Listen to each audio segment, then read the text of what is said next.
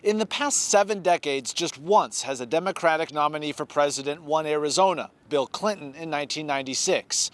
But a history professor I talked to says the makeup of the state is changing, making it more competitive than years past. For a generation, you could all but pen in the Republican nominee for president to win Arizona, save for 1996 when Bill Clinton beat Bob Dole, winning 46% of the vote. We forget that there was a third candidate, Ross Perot, who polled nearly 8% that year. So Democrats, in terms of getting a majority of the popular vote, you have to go all the way back to 1948 and Harry Truman running against Thomas Dewey. Brooks Simpson is a foundation professor of history at ASU. You heard him mention 1948. That was the last in a stretch run for Democrats, winning the state in the presidential race 5 consecutive times before the tide turned in 1952. One of the reasons that the state becomes red in the 1950s is a very popular Republican candidate, Dwight Eisenhower. The building of a Republican establishment in the state, Barry Goldwater's rise to political prominence and the like.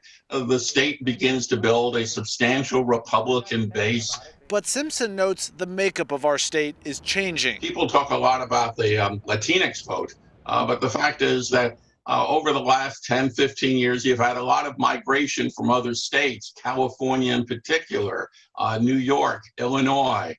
Those people bring with them different political ideas. And so a lot of the change in the state is not people changing their minds, but rather the composition of the state's population is changing, and that's moving the state in a more democratic direction.